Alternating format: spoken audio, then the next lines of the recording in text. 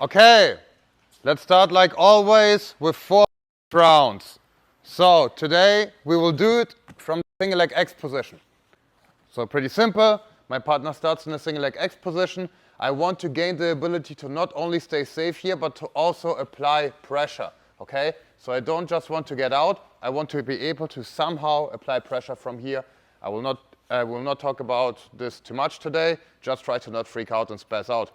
5 minutes on top, 5 minutes on the bottom with the same partner. Low heart rate the first 2 rounds. Then you get the next partner and you can increase the heart rate. Same rules until pass, finish, or complete disconnect.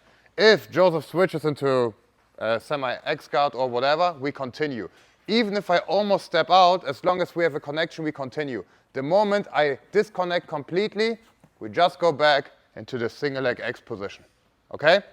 Pretty simple. 4 rounds, 2 different partners, low heart rate the first 2, higher heart rate the next 2. Everything clear? Okay, cool. 3, 2, 1. Leon, kann ich dich kurz haben?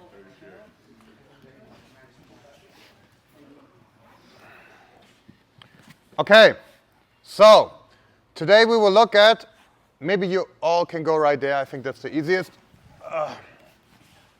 So obviously, if you cover all of the 4 sides of the foot, it's easy to break the leg, okay, or the foot. But it's hard to get in there. My partner will not just allow me to cover all of the 4 sides. And first of all, why is this so powerful? Because I unweighted the foot. What do I mean by that? I don't want to give my partner the ability to put any weight from his body, upper or lower, into his foot. So if he boots the leg, for example, you see there's a lot of weight. So if I try to go with a footlock breaking pressure, it will be very difficult if I try to do it from my arm. If I cover all of the 4 sides, if he now tries to boot the leg, it's very hard. Okay? So how can I get from the booted leg to this position? And I do it by understanding that I need to unweight the foot. Okay? I can't allow him to put any pressure into it. If he stands up, the foot is weighted. If he boots the leg, the foot is weighted. So I do it, for example, with both of my legs on the hip. If you can achieve that, that's very good, because have a booted leg, perfect. I will have a loose arm, okay? The harder I grip, the harder it is for me to move around the leg. I want to move around the leg, okay? This is how I beat his weight with my weight. My whole body weighs more than his foot. So what I will do from here, I will just use this configuration to push myself away. Even if the foot is booted, he can't resist against my whole body, okay? And I'm only positioning the heel in front of the hip line, okay? I don't want to have the heel on my shoulder line. I want to have it on the hip line. So I have a loose arm, so I can move around the leg. I push myself slightly back. I'm not falling back. I push myself back, or I push my partner to the front. And now his heel is closer to my rib cage. So from here, what I can do, because I covered the top side, I will push my elbow into my hip. So now all of the 4 sides are covered. And now we can go back to our finishes that we learned in the beginning of the week. If you don't know the finishes, you are able to finish from here because everything is covered. So it doesn't matter what you do, it should be easy. So now from here I can go into my favorite grip and I can fall to the side and start to finish from the lower body and then from the upper. Please do me a favor, if you want to finish, don't start from the upper body. I want to start from the lower. So I push my knees forward and now, sorry, I will release it a little bit. I will push my knees forward and now I'm starting to use my upper body with my lower body together. So, one more time. We start from this position here. My partner can boot the leg if he wants to. I have a free hand-to-hand fight. So if he tries to grab me, I will hand fight the whole time. So I can bring my feet onto his hip and move myself around the foot, okay? The foot is unweighted now. If he tries to put weight into the foot in any form, it's very hard. If he tries to stand up, I push into him. So let's start to finish it from the side again. So what we did in the first day. I can finish with my upper body, lower body, whatever. My recommendation is to squeeze the knees together and push the knees away, not the hip. So I push the knees away and then I will start with the upper body. You can always do the test, how far you would break it, but just taking it out and seeing how far you go. If you just hip in, this is how far you go. If you use the knees or you push yourself further away, you can go way further. Okay? Have a loose arm and try to create an unweighted foot. Okay? 3, 2, 1. again, we just need to understand what we are doing here. We are not practicing a footlock. We are practicing to move our weight around the leg to the foot, so we can take the weight away from the foot completely. If my partner has no ability to move the foot and our whole weight is there, this is where we can break our partner every time. Okay?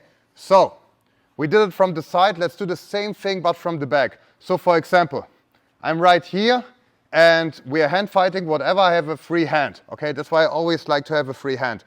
Don't think about the finish too much. You want to think about to unweight the foot. So, I bring my feet to the hip, I scoot away, and now, instead of going to the side, we are going to the back. Me personally, I prefer the back, okay? Because from the side, my partner can still come close to me, and yeah, exactly, then we land in this position. But if I'm on the back and he tries to come into me, I can stomp my feet into his hip. So the same thing that we talked about, I think, yesterday, okay? So if you can achieve this position, in my personal opinion, this is better. So, we are right here, we are hand fighting a little bit. Let's say I have his inside hand. So now I can push it into him. Because I can push it into him, I can transfer my feet, and even if he has a booted leg, exactly, I can just position myself around him. You see, I have his hip on my hip line, his heel on my hip line, and that's why I can easily push it into my rib cage. So now I'm safe, but I don't want lazy legs. I push into my partner. You see, I bridge almost into him. The more I bridge into him, the harder it will be for him to clear my legs. And from here, I can still fight with this hand, or I can use it and push his shin bone down, okay? I don't even need to grab my other hand.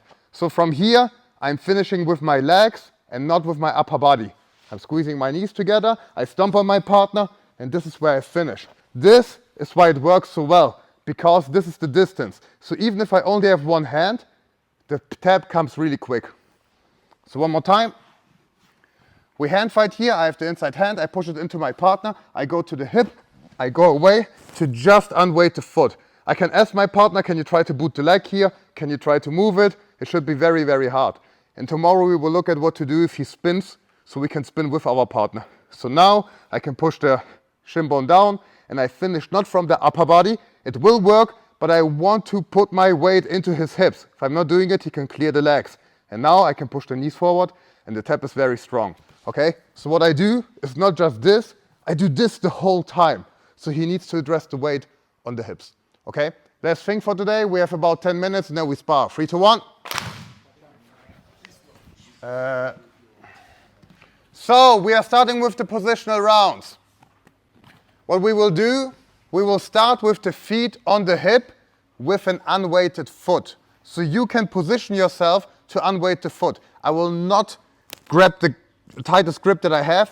I just unweighted the foot a little bit. So if I ask Leon, can you boot the foot here? It should be harder. Okay, not impossible. And this is the position we are starting in.